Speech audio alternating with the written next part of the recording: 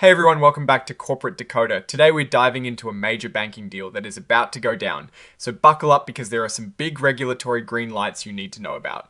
Before we jump in, if you love getting the real story behind corporate filings, hit that subscribe button and make sure to join our Discord community. The link is in the description below for more insider chats. Alright folks, we're looking at an update from Veritex Holdings Incorporated, and it has everything to do with a massive merger. Think of it like two giants about to become one. This report is dated October 3rd, 2025, and it's all about a big step forward in a merger that has been in the works. The big news here is that Veritex Holdings Incorporated, or as we'll call them Veritex, has received crucial approvals from regulators to merge with Huntington Bancshares Incorporated, or Huntington.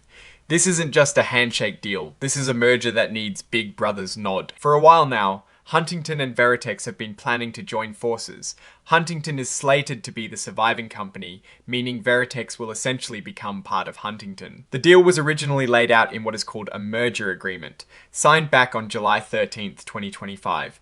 But today, we're talking about the big regulatory approvals that just came through. We are talking about approvals from two very important government bodies, the Federal Reserve and the Office of the Comptroller of the Currency.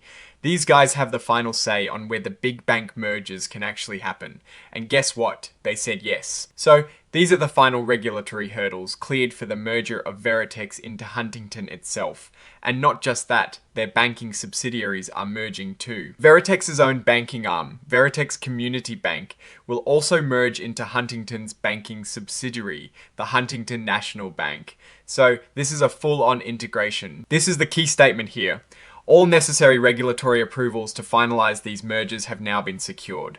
That is huge. It means the path is clear for these banks to officially combine. Now for the timeline, the actual joining of these two companies is expected to happen on October 20th, 2025. Just a few more weeks away, of course. There are still some normal closing conditions to meet, but the major roadblock has been removed. And earlier on September 22nd, 2025, Veritex shareholders themselves gave their green light, so it's a done deal from the shareholder side too. Now, like most of these filings, there is a big section dedicated to what they call forward-looking statements. Basically, they're saying that while they are excited about this merger and expect good things, things could still go wrong. They're very clear that the future is full of unknowns. They list all sorts of things that could mess up their plans, from economic downturns and inflation to geopolitical issues and even natural disasters. Think about things like persistent inflation, supply chain hiccups, or labor shortages.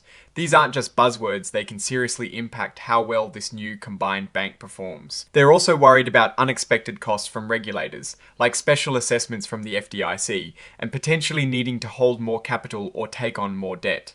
This is especially relevant after some recent bank failures led to increased scrutiny on the banking sector. Another significant risk they highlight is the possibility of a large number of uninsured deposits leaving the bank. If that happens, they might be forced to sell off their investments quickly, potentially at a loss, which could hurt their financial health. And of course, interest rates are always a big factor. Rising interest rates can actually make the value of the investments banks hold go down, which is something they are clearly concerned about. Cybersecurity is another massive risk in today's world. A major data breach can be incredibly damaging to a bank's reputation and its bottom line. They also haven't ruled out the possibility of lawsuits popping up related to the merger. Legal battles can be costly and time-consuming. Ultimately, they are warning investors that the grand plans for this merger might not pan out exactly as hoped. The anticipated benefits could take longer to appear or might not materialize in full, especially if integrating the two companies proves to be more difficult than expected or if the economy takes a turn for the worse. One specific financial impact they mention is dilution. This means that with the new shares Huntington will issue for this merger, your ownership stake as a shareholder might get a little smaller percentage. Attached to this report is the actual press release from October 3rd, which contains all the details about getting these regulatory approvals. This is the public announcement of their big news. And finally, there is a standard interactive data file, which is essentially a file that makes the information in this report easily readable by computers. Think of it as a digital filing cabinet. So, what is the real story here? Veritex and Huntington are moving full steam ahead with their merger. The biggest hurdle, regulatory approval, has been cleared. This is a massive win for both companies and signals a significant consolidation in the banking sector. The risks they've outlined, while standard for such a large transaction, are important to keep an eye on. Economic shifts, unexpected costs, and integration challenges could all impact the success of this merger. From a Warren Buffett perspective, regulatory approval is a huge de-risking event. It shows that the authorities believe this merger is in the public interest and not likely to cause systemic issues. However, the real test will be in the integration. Can Huntington effectively combine Veritex's operations and culture without losing significant value or customer loyalty?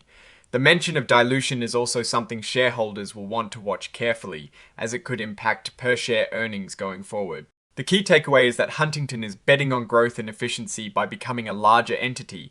It's a bold move, but one that has now passed its most significant regulatory test.